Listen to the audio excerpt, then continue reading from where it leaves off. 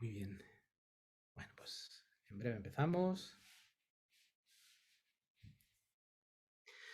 Os invito a todos a que, por favor, pues encendáis vuestras cámaras para que así nos podamos ver. Ya que estamos en un formato virtual, pues siempre es más agradable poder vernos todos. Gracias, Eva. Gracias, Max.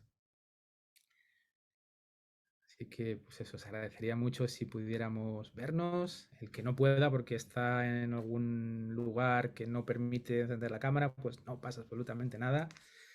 Y Cristina dice, estoy con una avería en casa. No te preocupes, Cristina. Por eso decía que si estáis en alguna situación complicada, no pasa absolutamente nada.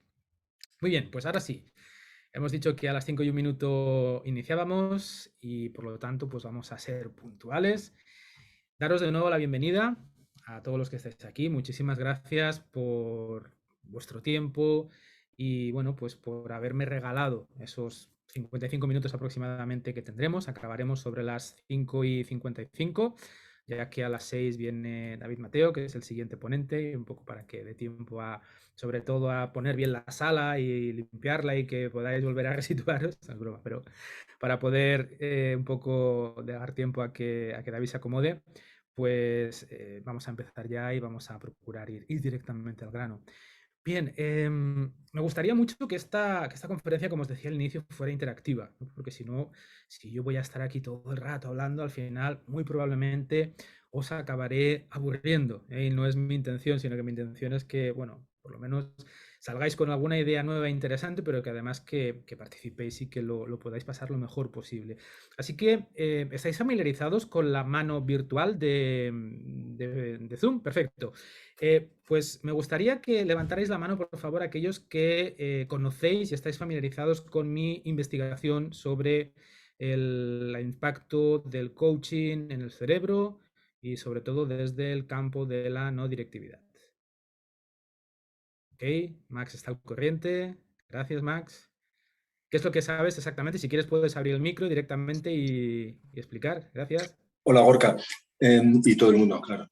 Pues sí, pues no sé cómo me llegó, probablemente a través o de Pedro Marcos, que es el director de FIC, o de Zaskun, el hecho de que habías hecho una tesis, no sé si es un doctorado, con la no directividad. Entonces, bueno, pues todo esto que a veces los coaches todavía no soy, estoy en ese proceso, en este momento de formación, que somos vendehumos, ostras, pues no somos vendehumos. Aquí hay una investigación, no sé, empírica o no empírica, y bueno, pues lo que gente refuerza un poquitín toda la metodología del coach en estado puro y la no directividad. Cual, bueno, pues, pero no me preguntes más porque solamente leí, pues tú no me metí en el artículo al completo y quizás nos lo desgranaste un poquitín hoy. Así que admiración absoluta por ti y un placer verte conocido.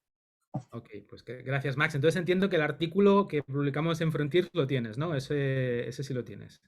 No te pases. No me Sí, pasa, no vale, sé. bueno, no, no. Vale, perfecto. Bueno, de todas formas, luego cuando acabemos os compartiré el enlace al artículo y luego Eso, también a la tesis por si la queréis tener. Bien, Asunción, entiendo que tú también estás al corriente. ¿Qué es lo que sabes exactamente? Porque una cosa que me da muchísima rabia es repetirme y aburrir. Entonces, por eso quiero primero tantear un poco dónde está el grupo y a partir de ahí, pues ya tirar millas y ver por dónde empezamos. Hola, Entonces, Borja, ¿se me oye? hola, ¿Se me oye? Asunción. Se Hola. te oye perfectamente. Sí, yo escuché tu charla en YouTube sobre la no directividad y cómo fomenta, bueno, sobre tu estudio este que has hecho y cómo fomentaba la creatividad y me pareció súper interesante cómo lo relacionabas con todas las partes del cerebro, etcétera, etcétera. Me pareció muy bonito. Vale, perfecto. Pues muchísimas gracias. Ok, pues A ti. gracias, Asu. Estupendo, muy bien.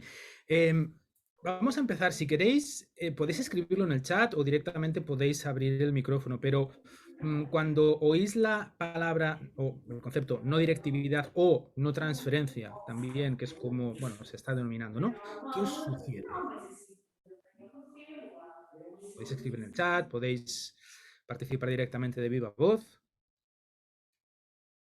¿Qué sugiere? Libertad, ok, ok, muchas gracias. Cristina, ¿qué más os sugiere no directividad, no transferencia? generosidad. Generosidad, ok, muchas gracias. Eva dice que el cliente encuentre sus propias soluciones. Muy bien, gracias. Susana dice no manipular la conversación. Genial, gracias. ¿Qué más? No Ximena, perdóname. juzgar. No juzgar, también, exactamente. Muy bien. Muy bien. No plasmar tu mapa dental, dice Ángeles. Estupendo. Genial. Pues sí, precisamente cuando hablamos de no directividad o de no transferencia en el coaching, a lo que nos estamos refiriendo precisamente es a que por parte del coach no haya ningún tipo de transferencia, ni de contenido, ni de juicio, ni de dirección en la sesión, dejando completa libertad y responsabilidad al cliente de elección en todo momento en la sesión. Y toda libertad también y espacio para el autoaprendizaje, o sea, para la generación del conocimiento propio.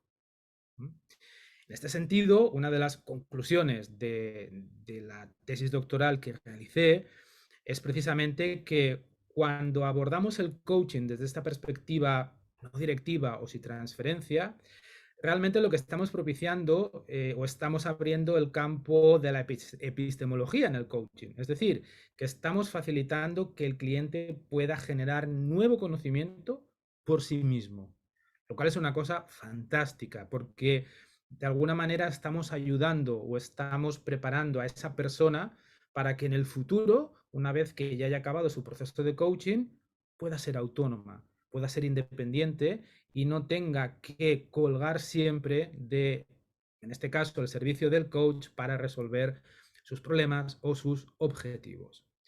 Entonces, para mí ese es uno de los aspectos más importantes, más interesantes que aporta el coaching.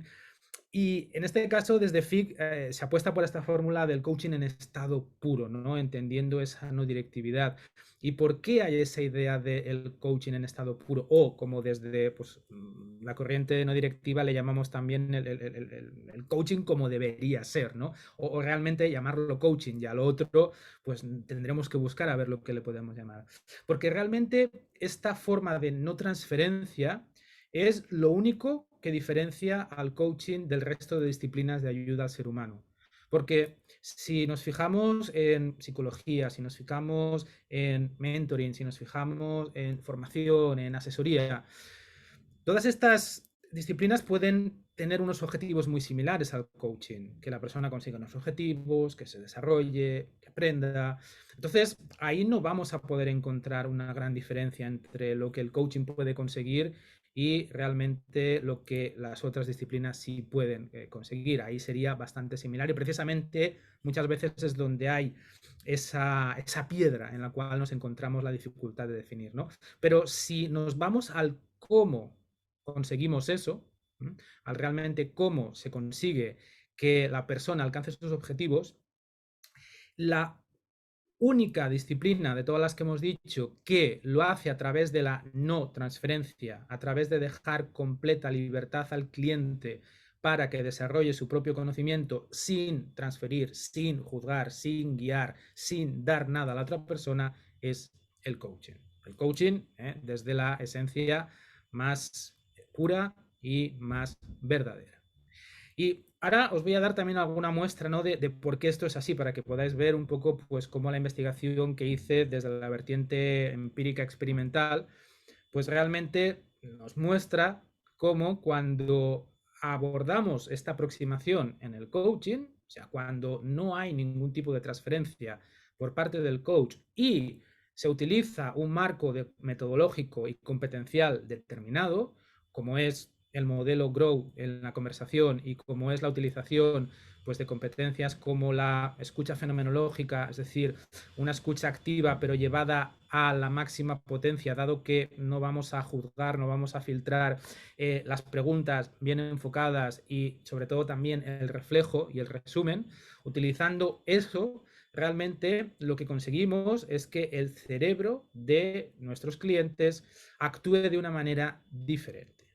Y además que actúe de una manera que está relacionada precisamente con el aspecto creativo, con la creatividad.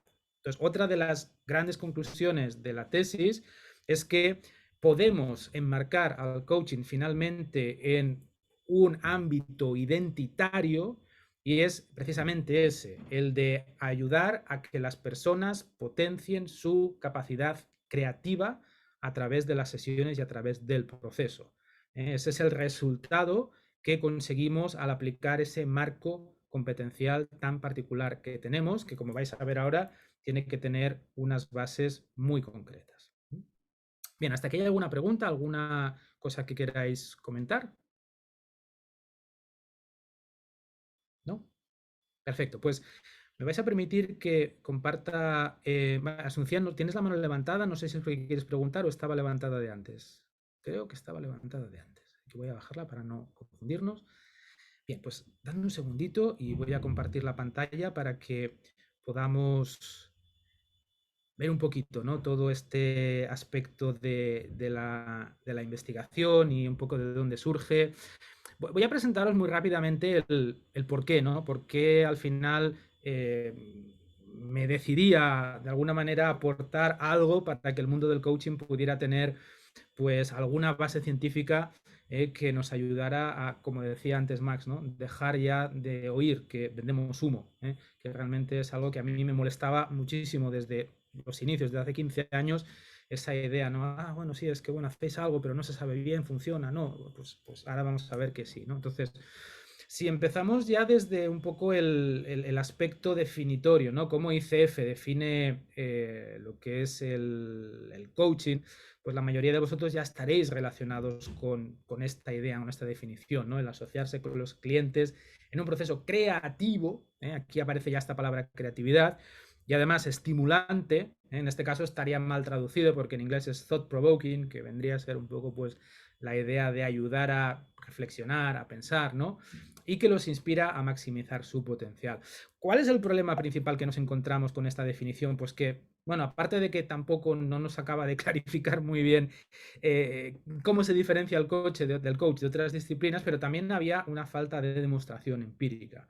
Y aquí es donde empecé yo a, bueno, ver de qué manera podríamos encontrar una forma para ver si cuando aplicábamos el coaching, pero sobre todo buscando esa esencia y que la diferenciara de cualquier otra aproximación de ayuda al ser humano, pues realmente pudiéramos decir que sí, con el coaching conseguimos un resultado diferente en el cerebro de los clientes.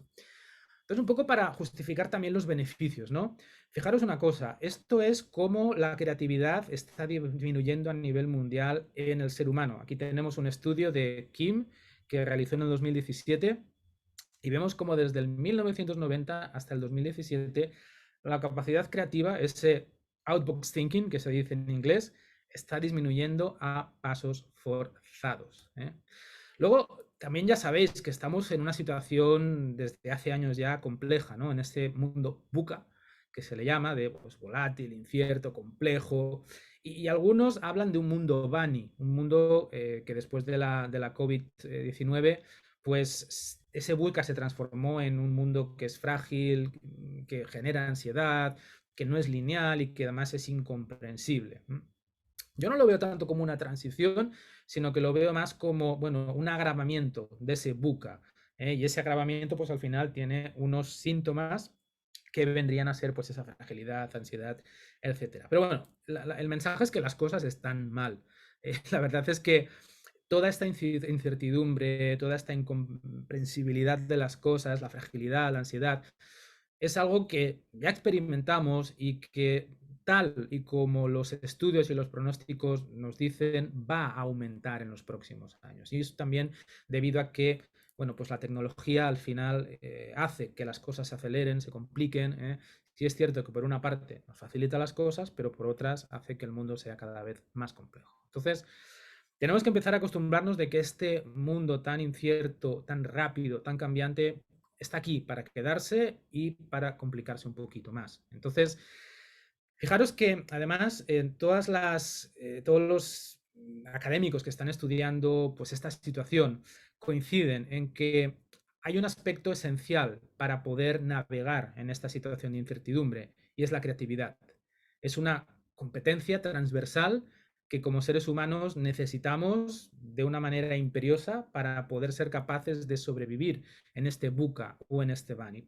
Pero claro, como hemos visto, el problema es que nuestra creatividad, nuestra capacidad creativa de encontrar soluciones originales está disminuyendo.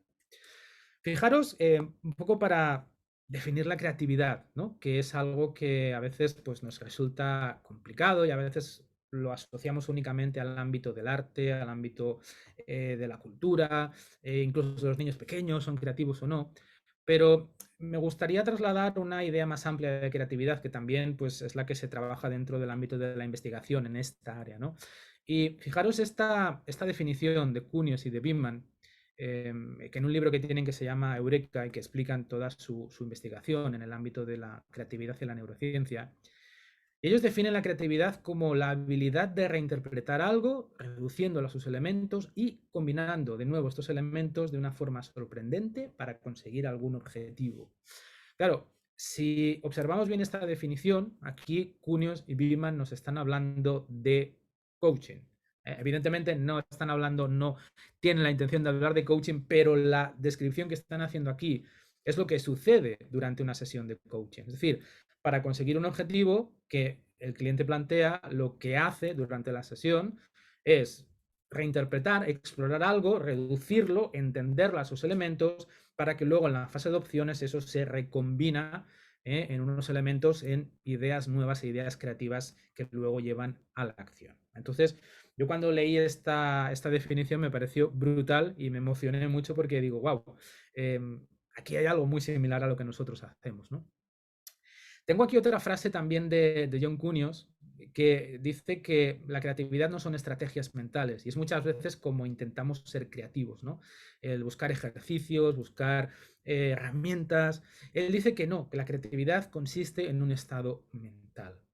Y de nuevo, eso es nosotros lo que perseguimos durante las sesiones de coaching, que nuestro cliente entre en un estado mental y que aprenda a entrar en ese estado mental que le va a ayudar a desarrollar esa capacidad creativa. Al final, resumiendo y buscando pues, muchos artículos e investigaciones científicas que hablaban sobre la creatividad, al final podemos encontrar unos elementos comunes, que son que la creatividad es al final novedad, encontrar algo que sea novedoso, al menos no tiene por qué ser del todo novedoso, pero sí novedoso en ese contexto que estamos abordando en ese momento, que sea útil, porque si no sirve para nada, pues evidentemente puede ser muy divertido crear, pero no tiene sentido. Y además tiene que tener buena intención y tiene que tener un soporte ético. A título de curiosidad, este aspecto de la ética solamente se ha empezado a investigar hace 20 años aproximadamente en la creatividad. O sea, imaginaros, las primeras investigaciones en el ámbito creativo son de principios del siglo XX, pero no es hasta principios del siglo XXI que se empieza a tener en cuenta la necesidad de un fondo ético en el ámbito de la creación. Entonces, un poco la hipótesis de mi investigación, simplificada, venía a ser, ¿no?, que el coaching pues, es un proceso que es capaz de potenciar los mecanismos creativos del ser humano.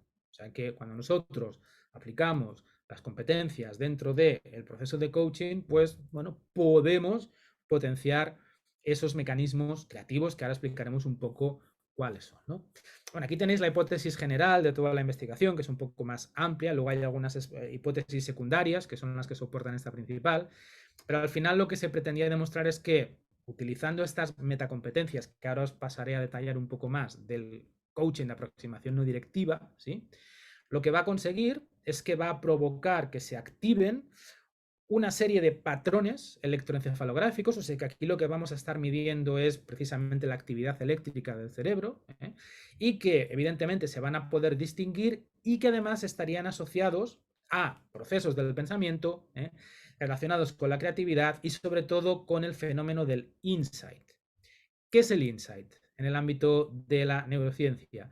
Es ese momento de ajá, esa solución espontánea e inmediata que se nos ocurre cuando estamos buscando una solución para algún objetivo, para algún problema, ¿no? A diferencia de lo que sería una aproximación convergente, que sería pues a veces pues, una solución lógica a un problema. Entonces, lo que queríamos era ver eso, si utilizando estas metacompetencias en ese aspecto de una sesión de coaching para resolver un problema, conseguir un objetivo, pues si había esa activación de esos patrones electroencefalográficos. Entonces, un poquito esa era la hipótesis general, lo que pretendíamos buscar. Un poco para hablaros de las competencias, ¿no? de las metacompetencias que decíamos del coaching no directivo. A la de izquierda os he puesto lo que es el modelo actual de 8 competencias de ICF y cuáles serían esas competencias que estarían relacionadas con el modelo de metacompetencias no directivo. De hecho, aquí os invito a que leáis también la tesis de Leonardo Ravier, que habla de lo que es el marco teórico del coaching. Y es muy interesante porque él lo hace no desde la aproximación empírica, sino desde la aproximación lógico-deductiva, pero habla un poco de, bueno, cómo rebate ciertos errores que hay en el coaching y, bueno, al final pues acaba haciendo una teoría general del coaching, ¿no? que es muy interesante. Y bueno, estas metacompetencias surgen de esta teoría general. Entonces, estas metacompetencias de las que estamos hablando son evidentemente una base no directiva, que está muy relacionada con estas 4 competencias, ¿no? La 1, que es la parte ética, la 2, que es la mentalidad de coaching, la 4, que es esa confianza en el cliente, y la 5, que es la presencia, ¿no? Luego la competencia estructural grow, que la tendríamos aquí con la competencia 3 y 8 principalmente, y la 7 también, dado que pues, es el acuerdo, es la parte de exploración y luego la parte de generación de ideas y de llevar a la acción, todo eso, ¿sí? Luego también toda la parte de la percepción fenomenológica y los reflejos, que hoy está reflejada en esta competencia 6 de ICF, que es la de la escucha activa, y luego la competencia 7, que la relacionaríamos con las preguntas enfocadas. Todo y así, hay un aspecto diferenciador entre este modelo de metacompetencias no directivas y el modelo de ICF, y es que ICF, tanto en la competencia 8 como en la competencia 7, sí que otorga cierta licencia a la directividad. Es decir, permite que el coach en algún momento comparta observaciones, intuiciones, comentarios, ideas, lo cual ya se saldría de este modelo no directivo que estábamos diciendo, ya que consiste en aportar desde el exterior al cliente información y por lo tanto ya estaríamos rompiendo de alguna manera esta confianza, ¿no? en la capacidad absoluta de la persona de encontrar por sí misma la solución sin ningún tipo de ayuda desde el exterior. Entonces, esa es una de las incongruencias, ¿no? que incluso Leonardo Ravier encuentra también en el modelo de ICF y en otros modelos de coaching, ¿no? que bueno, pues dan cierta licencia a esa transferencia. En el momento en que ya hay transferencia, pues ya no podemos decir que estamos haciendo coaching, porque ya estamos dando al cliente desde fuera, ofreciendo una información. Y por lo tanto, ya estaríamos entrando en otros terrenos, podríamos decirlo, y entendiendo el mensaje que quiero decir, estaríamos contaminando en nuestra práctica de coaching y ya no saldríamos de esa pureza que estamos buscando.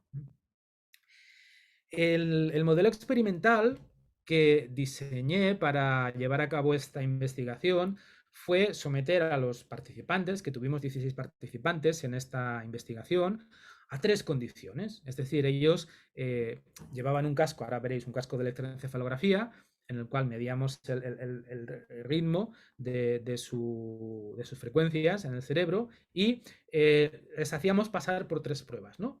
Una prueba en la que tenían que intentar de resolver un objetivo o un problema por sí mismos desde una perspectiva rumiativa, es decir, bueno, piensa y a ver qué se te ocurre, pero nada, dándoles todo el tiempo que necesitaran y dejándoles que pensaran por ellos mismos.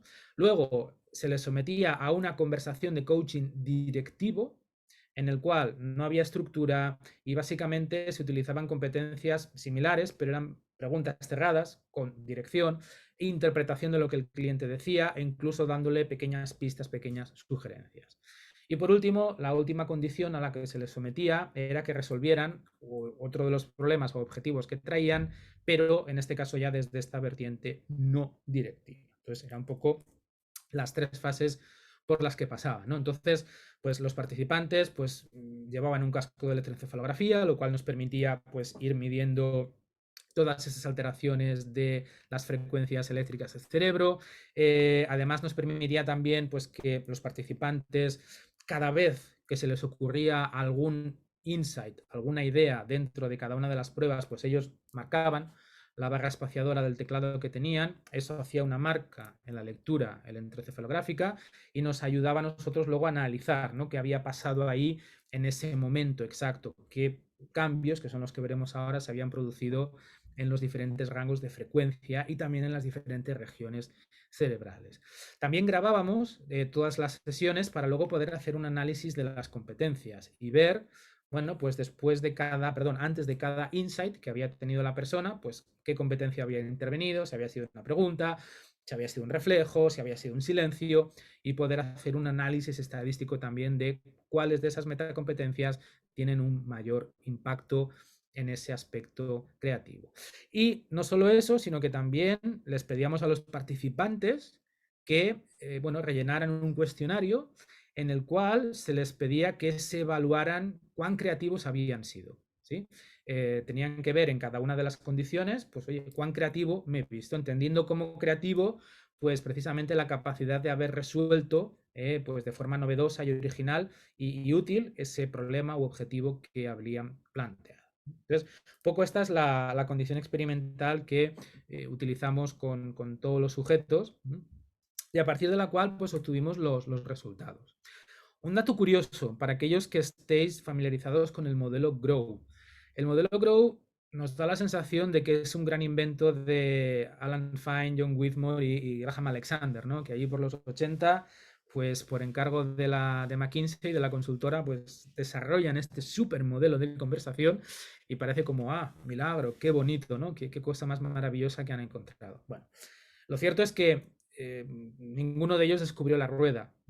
Y esto fue algo de lo que me di cuenta mientras evaluaba y elaboraba el marco teórico de la tesis y empecé a investigar en los diferentes modelos científicos de creatividad. Y fue ahí donde me encontré, para mi gran sorpresa, que ya desde el 1926 había ciertos personajes que habían empezado a intentar estructurar el acto creativo del ser humano. Y me encontré pues con unos cuantos modelos que ya, como veis, vienen desde el 1926 o por ejemplo de Rosman del 31 y en la tesis, los que lo quiera leer pues ya veréis que hay unos cuantos más, ¿no? Pero lo divertido y lo asombroso y realmente también lo interesante es que me di cuenta que todos estos modelos al final siguen la misma estructura que el modelo GROW. Hay algunos que tienen más fases, otros que tienen menos, otros que tienen igual, pero al fin y al cabo todos pasan por las mismas fases. O sea, consideran que para poder desarrollar ese estado de creatividad, primero hay que tener claro hacia dónde queremos ir, luego hay que buscar, entender, analizar, profundizar y buscar toda la información posible, que sería la fase de realidad. Luego ya viene la generación de insights de opciones, que es esa fase de opciones del modelo GROW. Y por último, la mayoría de los modelos dicen, oye, ahora esto hay que ver si funciona, con lo cual hay que comprobarlo, que sería la fase de acción del modelo GROW.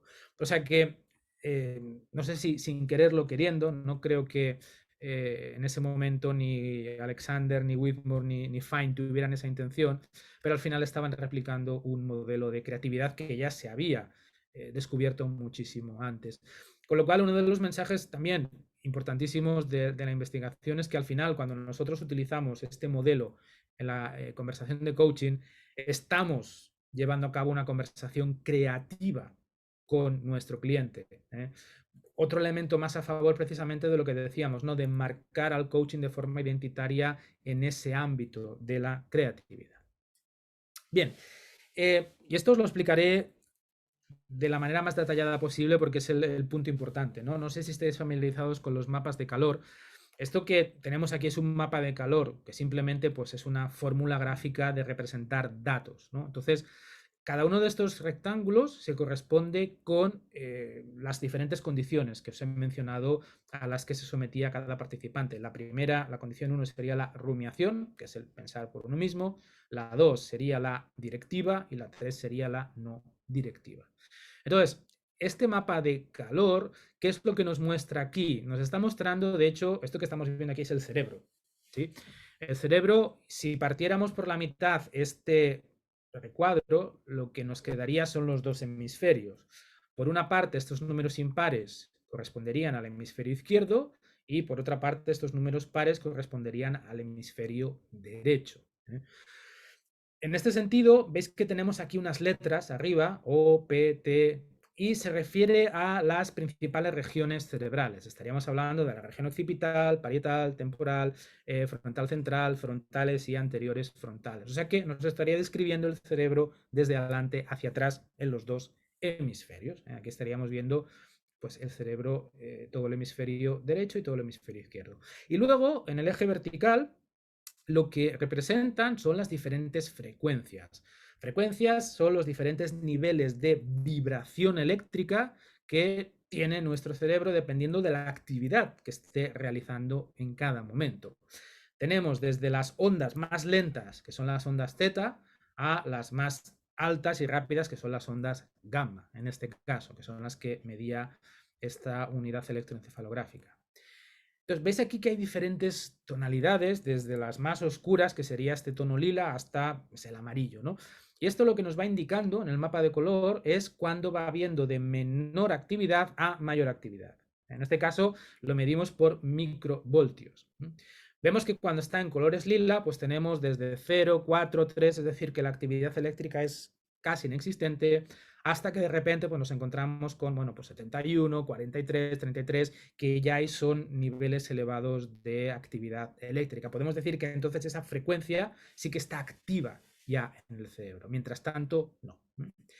Entonces aquí lo que veis es un poco una combinación del resultado de todos los participantes, ¿no? En este caso estadísticamente se hizo un cálculo de mediana, porque el promedio no era adecuado, ya que daba demasiadas desviaciones y no sería muy cierta la aproximación. Entonces, si os fijáis, vamos a comparar un poco los mapas, ¿no? Este mapa y este mapa son muy similares, hay muy pocas variaciones. Sí que vemos aquí una alteración en todo lo que es la la frecuencia θ, y sobre todo en esta parte, ¿no? En esta parte de aquí que es el anterior frontal. Normalmente esto no se toma en cuenta puesto que es una región en la que suele darse bastantes artefactos. Artefactos es cuando hay errores de lectura electroencefalográfica, sobre todo, por ejemplo, por el pestañeo. Y os vais a reír, pero simplemente el hecho de pestañear ya causa una lectura muy alta en ondas θ en esta región. Entonces, no es significativo esto que estamos viendo aquí. Pero fijaros que el resto es bastante similar. Pero ahora vamos a ir aquí, a la condición 3. Pero fijaros que aquí en la condición 3 de repente sí que hay una diferencia importante en estos aspectos. En el parietal 8, ¿sí? Y en el temporal 8 también. Sí, en el parietal 8 vemos que hay una diferencia importante en estas frecuencias, θ, alfa, gamma. Y en el temporal 8 vemos también que hay una diferencia importante en la θ y en la alfa. ¿Sí? Región parietal estaríamos hablando de esta región del cerebro y la región temporal estaríamos hablando de esta parte aquí que estaría como detrás de la oreja, ¿no? Aproximadamente. Entonces, claro, cuando empezamos a obtener estos resultados después de haber hecho todas las pruebas, fue curioso porque dijimos, uy, parece ser que hay algo diferente, ¿no? En estos momentos, ¿no? O sea, esto lo que vemos aquí sobre todo son esos momentos en los cuales los participantes apretaban la barra espaciadora para indicar que se les había ocurrido un insight, ¿no? Un aha, un momento de eureka. Entonces se analizan todos esos momentos y obtenemos estos resultados, ¿sí? Aquí un poco tenéis lo mismo, pero en formato ya de mapa topográfico. Esto sería pues el cráneo, aquí tenemos la naricilla, con lo cual la persona estaría mirando hacia arriba. Y aquí podemos ver, pues, por ejemplo, la frecuencia θ, cómo está en esta parte parietal y temporal.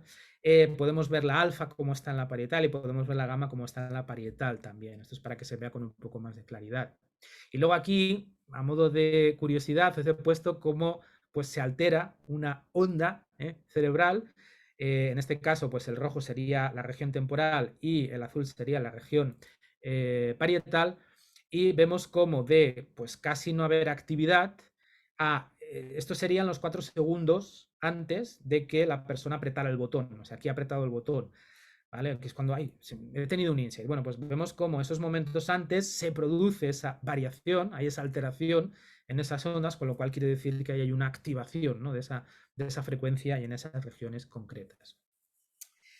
Más resultados, y ahora os analizaré un poco esto que acabamos de ver. Fijaros que medimos también el número de insights que había tenido la gente y gana por goleada la condición no directiva. Es decir, que cuando utilizamos las metacompetencias no directivas, realmente las personas tienen una mayor capacidad creativa, tienen muchas más ideas creativas, se les ocurren más eurekas. Y además también, si vemos la percepción que tenían las personas sobre creatividad, sobre cuán creativas habían sido, vemos también que en la versión no directiva es donde más autopercepción de creatividad hay. Si veis, los dos gráficos son muy similares. Hay esta forma de gancho así que queda hecha.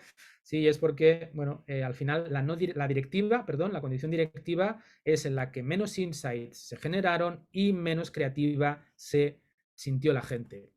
Ahí os lo dejo, para que veáis un poco las consecuencias de la directividad en las sesiones de coaching. Ahora, ¿dónde está el gran boom? ¿Dónde está el gran descubrimiento? Bien, eso que habéis visto antes, esas alteraciones que había en la frecuencia teta, alfa, gamma de estas regiones temporal y parietal, pues haciendo una revisión de toda la bibliografía, de todas las investigaciones que se habían hecho anteriormente, única y exclusivamente por investigadores sobre el insight creativo, se habían dedicado a ver, oye, vamos a poner un problema a una persona y a ver cuando encuentra la solución, ¿qué ocurre? ¿no?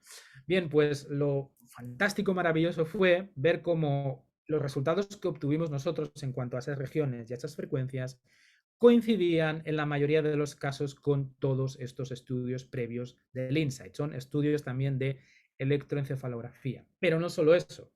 También encontramos, porque buscamos en estudios de resonancia magnética, que precisamente habían hecho investigación también de resolución de puzzles visuales y precisamente las regiones que habían dado una manifestación de activación en ese momento del ajá habían sido estas regiones también. Entonces, claro, fue un momento realmente muy emocionante porque lo que me di cuenta es que lo que se había encontrado era que precisamente únicamente cuando se da esa aproximación no directiva, las ideas que tienen las personas son realmente creativas. Y os estaréis preguntando, ya, pero en las otras pruebas la gente también apretó el botoncito, ¿no? Cuando había una prueba directiva, cuando había una prueba de rumiación, también apretaron el botón y se les ocurrió alguna idea. Sí, pero como veis no hay reacción. ¿Y eso qué nos indica? Nos indica que eso es lo que se llama un insight extrínseco. ¿Qué es un insight extrínseco? La sensación que tenemos de haber tenido una idea, pero cuando nos han aportado pistas, ideas, guías para hacerla. O sea que está todo, ya estaba todo inventado y todo controlado. O sea que podemos distinguir el insight intrínseco y realmente el verdadero acto de creatividad, precisamente por esa activación de esas regiones y esas frecuencias. Y el insight intrínseco puede ser una percepción de, sí, se me ha ocurrido algo, pero no va a tener esta activación y vendrá siempre generado por una ayuda exterior. Y aquellos momentos en los que la persona pues se le ocurre algo dentro de la rumiación, muy probablemente fueron simplemente procesos deductivos e incrementales. Entonces no es un verdadero insight, sino, bueno, pues creo que podría hacer esto, si es simplemente una resolución lógica del problema. Entonces, ¿cuáles serían las conclusiones más importantes que al final se extraen de esta tesis, ¿no? Primero, que cuando nos ceñimos exhaustivamente al marco metodológico del coaching no directivo, estamos potenciando esa activación de los mecanismos creativos del insight. Pero para que esto suceda, tiene que estar basado en esa no transferencia y esa no directividad. O sea, no transferir, no emitir ningún tipo de juicio ni transferir contenido al cliente. Luego también, importantísimo, el grow, ver cómo al final es un modelo de creatividad, un modelo de conversación de creatividad, lo cual todavía nos acerca más al coaching dentro de ese ámbito creativo, ¿no? Luego, otra de las conclusiones que ya podréis leer con más detenimiento en la tesis es que, entrando más en lo que es la psicofisiología, vemos como la pregunta y el reflejo, como competencias, son actos locutivos que lo que hacen es llevar a que la persona tenga que acceder a niveles mucho más profundos de información, que precisamente es donde está la información interesante, porque normalmente cuando estamos en un pensamiento rumiativo nos quedamos en la superficie y ahí no encontramos soluciones. Entonces, precisamente la finalidad que tiene la pregunta es ir más allá, ayudar a que la persona llegue a esos puntos profundos y por lo tanto ahí pueda encontrar información que hasta ese momento no se había planteado. Y luego también hicimos un análisis de cuál podría ser la consecuencia de estas frecuencias que hemos mencionado antes. Y aquí me gusta explicarlo con una metáfora, ¿no? Todos conocéis el Lego, seguro que los que tenéis niños o hemos sido niños o incluso grandes que jugamos con el Lego, pues sabéis que con el Lego puedes hacer una figura, es una figura que está hecha de piezas, ¿no? Entonces, estas frecuencias, teta y alfa, lo que hacen es coger esta figura de Lego, que sería una idea, y la desmontan, empiezan a desmontarla. Luego viene la frecuencia beta, que es la frecuencia un poco más racional, la que nos ayuda a ser lógicos, y lo que hace con esas piezas es analizar, decir, a ver, ¿qué tengo? ¿Qué piezas tengo? Ah, pues tengo una larga, tengo una corta. Y luego viene esa acción de la frecuencia gamma, que es la más rápida de todas, que es la que consigue ensamblar de nuevo todas esas piezas con una forma diferente. Igual al principio teníamos un elefante y ahora resulta que he construido un castillo. Esto también lo que nos dice es que evidentemente el acto creativo es un acto que se realiza siempre partiendo de conocimiento previo. O sea, el acto de la creatividad no es ex nihilo, no viene de la nada por inspiración divina, sino que para poder crear ideas nuevas necesitamos de la información que ya tenemos. Pero claro, lo interesante es acceder a información no aparente y para llegar a esa información aparente, pues precisamente necesitamos de esas preguntas. Conclusiones así más generales, pues podremos sobre todo concluir, primero, el coaching ya como disciplina, dado que tenemos un marco teórico y tenemos evidencia empírica de su funcionamiento, ¿vale? Y además que tiene una base que se fundamenta en el desarrollo del conocimiento tácito del individuo, esa parte epistemológica que comentábamos antes. ¿Cómo lo hace? Potenciando, nosotros ayudamos a que se potencien esos mecanismos de creatividad del cerebro. Y además, la aplicación del coaching también es importante que esté circunscrita solamente cuando se tenga que desarrollar algún objetivo o problema, pero que no tenga una base psicopatológica. Eso es esencial. Y también tenemos que contar con la conciencia y voluntariedad del cliente para que quiera desarrollar esos problemas objetivos desde la no directividad. O sea que la persona tiene que estar dispuesta a que no se le va a decir nada y a querer desarrollar esas aptitudes creativas. Por último, también lo que es importante y además retomando esta idea que decíamos antes de este mundo tan incierto en el que estamos, de esta disminución de la creatividad que estamos experimentando desde hace años, pues proponemos el coaching precisamente desde esta aproximación no directiva, tanto en el ámbito educativo como en el ámbito organizacional, como precisamente una disciplina que puede contribuir, ¿no?, a generar, a regenerar, mejor dicho, esta capacidad creativa del ser humano y a cerrar esa brecha que se está creando entre ese mundo tan incierto, la velocidad con la que la tecnología está avanzando y pues nuestra disminución en la capacidad creativa.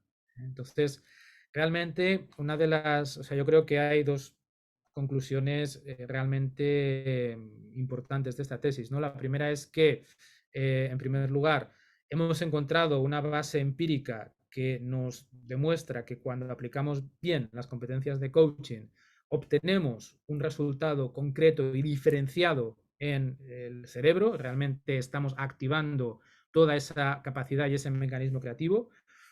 Además, conseguimos poner al coaching dentro de un marco identitario como es el de la creatividad, con lo cual lo separamos del aspecto psicológico y así evitamos cualquier intrusismo que pueda haber en ese ámbito. Y por último también podemos ver cómo el coaching pues, puede ser esa disciplina que ayude a que el ser humano pueda estar más a la altura de las circunstancias que estamos viviendo y que se van a agravar en el futuro. Bueno, voy a callarme aquí y ahora voy a dar paso un poco a vuestras preguntas, comentarios y a discutir un poquito. Tenemos 10 minutitos para discutir toda esta exposición. Si me permitís, voy a compartir con vosotros primero en el chat el link del artículo científico para que lo podáis... Ay, perdón, que es que, vale, que estaba compartiéndolo con quien no tocaba. Vale, aquí tenéis el link del artículo científico de Frontiers, que os lo podéis descargar. Y luego también, si a alguien le interesa, se puede descargar la tesis doctoral, que ya está en los repositorios y la podéis leer. No es larga, pero bueno, puede resultar un poco técnica en algunos aspectos, pero bueno, yo creo que se entiende muy bien. Bueno, ánimo, venga, adelante con vuestras preguntas. O primero, o mejor dicho, si no hay ninguna pregunta, hago yo una pregunta. ¿Qué conclusiones habéis sacado de todo lo que acabo de explicar?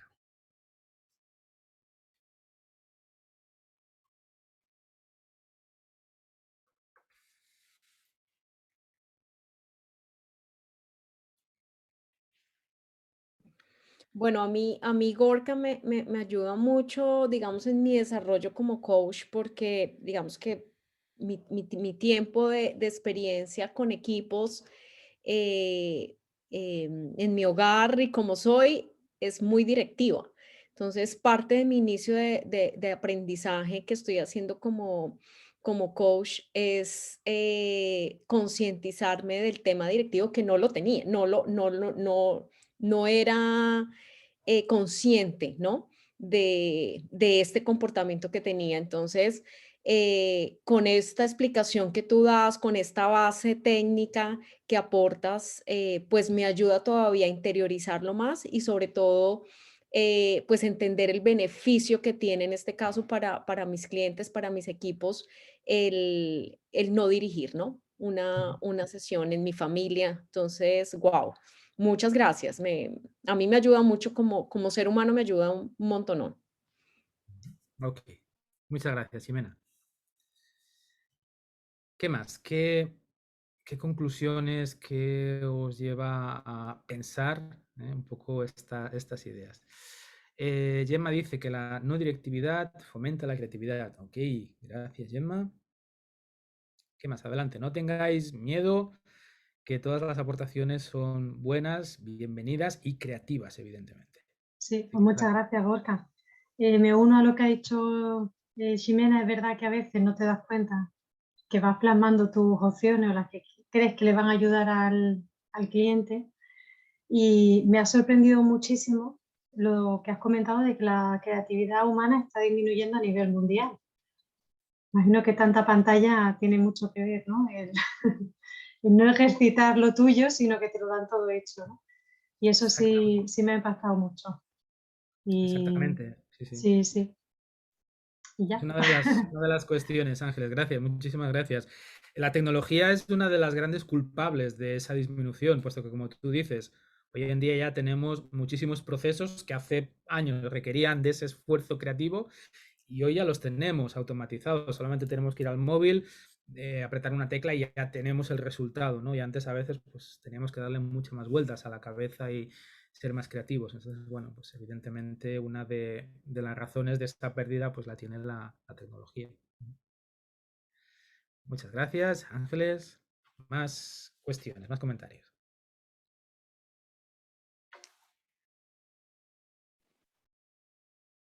A ver, ¿se me oye?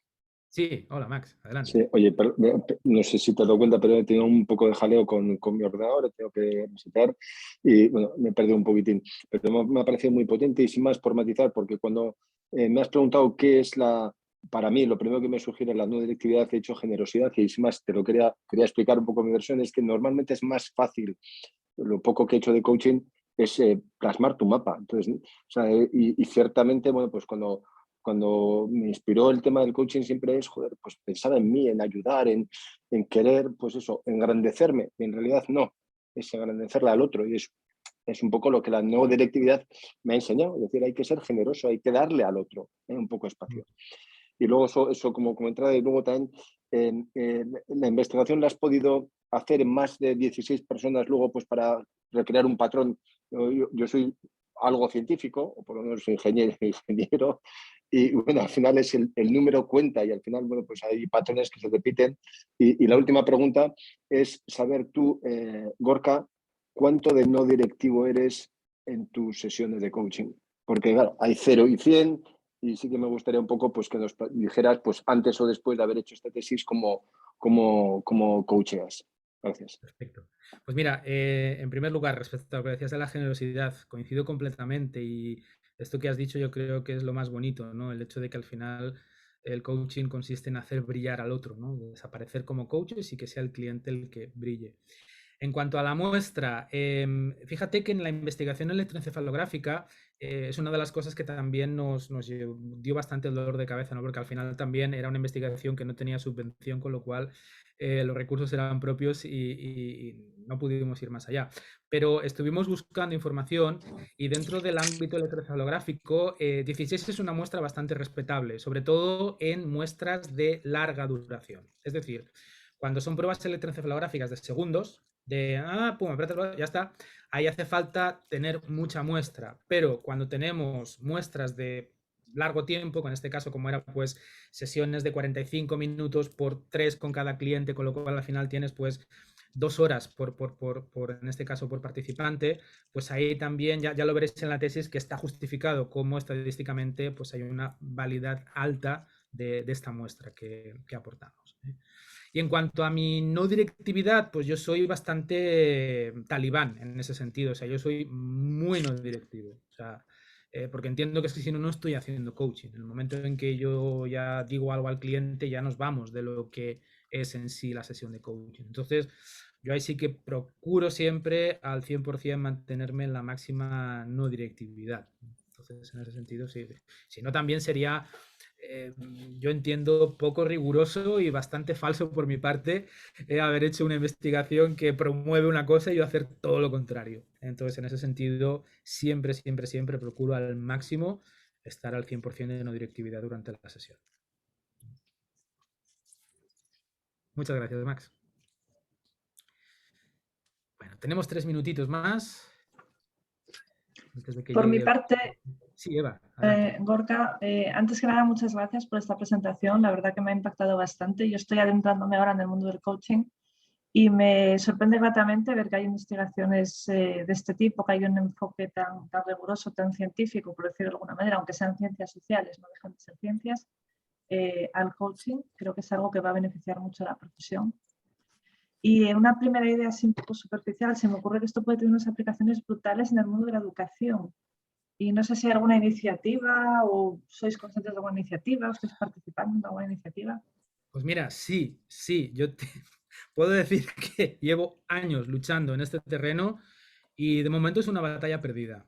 De momento es una batalla perdida porque el sistema educativo no quiere dejar entrar nada más de lo que hay a este momento. Entonces es un sistema educativo bastante cerrado, que viene ya muy, muy determinado y los profesores, hay muy pocos que quieran adentrarse en intentar hacer algo diferente. Entonces, digo porque aquí en la universidad pues llevamos varios años intentando promover y trabajar en este ámbito y al final la respuesta siempre es una pared, ¿no? Una pared de golpe, golpe, golpe, golpe. Una pequeña apertura, pero luego, ¡boom!, otra vez se vuelve a cerrar. Entonces, bueno, seguiremos intentándolo, pero de momento resulta difícil. Resulta difícil. El mundo educativo no está muy abierto. ¿Por qué?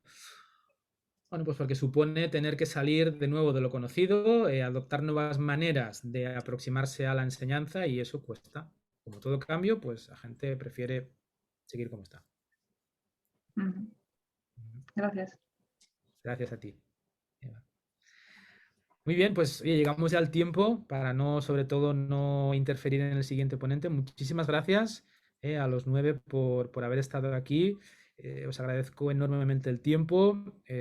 Si necesitáis cualquier aclaración, me podéis encontrar en la página web, en Gorka Bartolomé, y allí en el correo, y estaré encantado de resolver cualquier duda, tanto del artículo como de la tesis, lo que necesitéis. Muy bien, muchísimas gracias y nada, os dejo ahora con David si queréis continuar, así que voy a cerrar. Gracias y que vayáis muy bien. Hasta luego. Gracias, Gorka. Venga, Hasta luego. adiós.